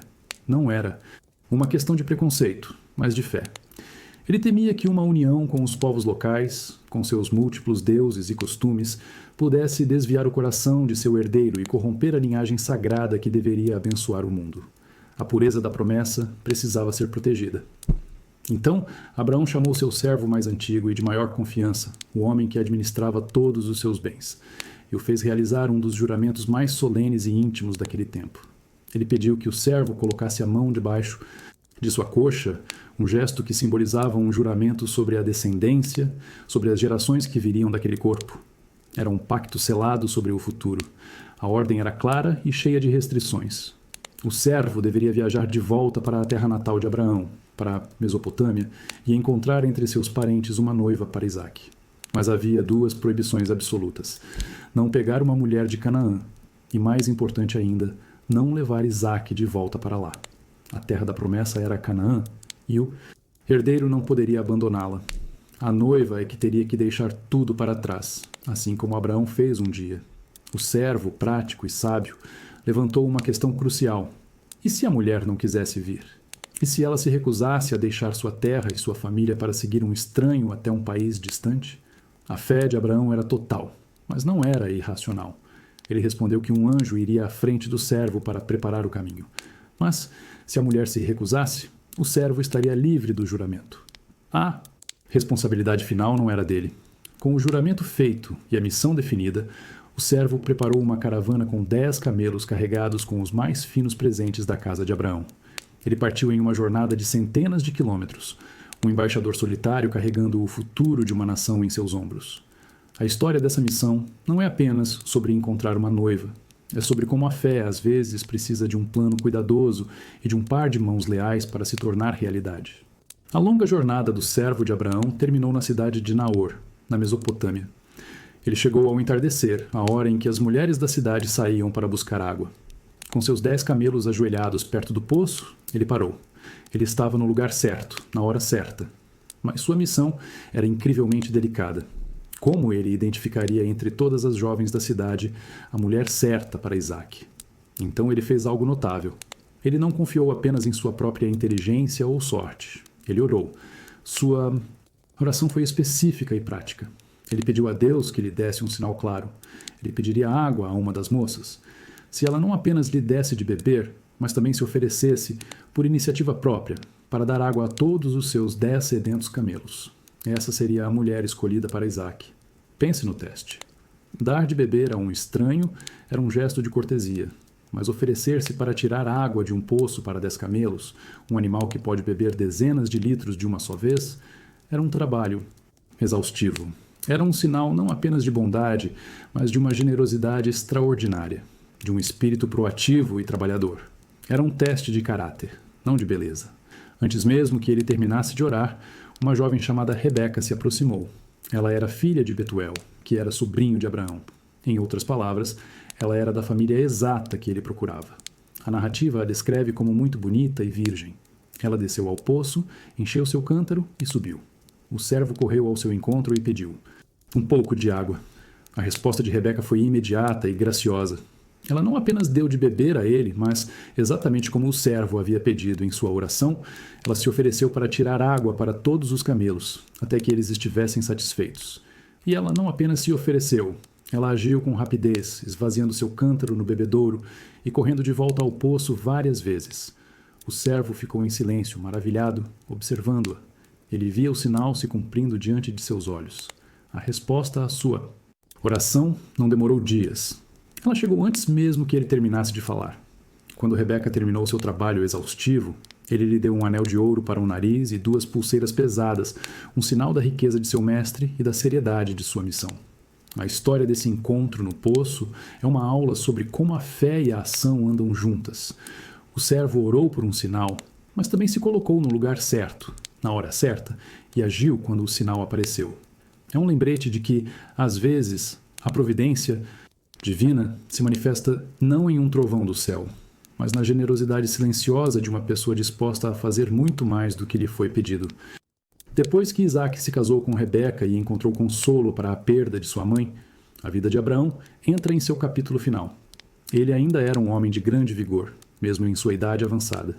A narrativa nos conta, de forma breve e quase surpreendente, que ele tomou outra esposa, uma mulher chamada Quetura. Com Quetura, Abraão teve mais 6 filhos. 6 novos ramos cresceram do tronco do velho patriarca: Zinrã, Joksã, Medã, Midian, Isbaque e Suá. Eles se tornariam os ancestrais de várias tribos árabes espalhando a semente de Abraão por todo o Oriente. A promessa de uma descendência numerosa não se limitou apenas aos 2 filhos mais famosos, Isaque e Ismael. A vida de Abraão continuava a florescer de maneiras inesperadas. Além de Quetura, a tradição também menciona que Abraão tinha outras concubinas, ou seja, esposas de status secundário, cujos filhos não tinham os mesmos direitos de herança. A Bíblia não nomeia essas mulheres nem seus filhos, mas eles existiram, aumentando ainda mais a complexidade daquele clã familiar que se tornava uma pequena nação. Mas Abraão, agora um homem mais velho e talvez mais sábio, sabia que a clareza era fundamental para evitar os mesmos conflitos do passado. A herança principal, tanto a material quanto a espiritual, pertencia a um único filho. Antes de morrer, ele tomou uma decisão firme para garantir a paz. Ele deu tudo o que possuía para Israel. Ele era o herdeiro da aliança, o filho da promessa. E não haveria nenhuma dúvida sobre isso. Para os filhos de suas concubinas, Abraão deu presentes. Ele os honrou, os reconheceu, mas os enviou para longe, para as terras do leste, distantes de Isaque. Ele aprendeu a lição dolorosa da rivalidade entre Isaque e Ismael. Desta vez, ele não esperaria o conflito explodir. Ele agiu preventivamente, separando os ramos para que a linhagem principal pudesse crescer sem disputas por território ou poder. Os últimos anos de Abraão não foram de um retiro passivo, mas de uma organização cuidadosa de seu legado. Ele viu o futuro e agiu para protegê-lo, garantindo que a promessa que lhe custou uma vida inteira de fé e obediência não se perdesse em brigas familiares. É o retrato de um homem que, no final da vida, busca deixar a casa em ordem, não apenas para seus filhos, mas para as incontáveis gerações que viriam depois deles.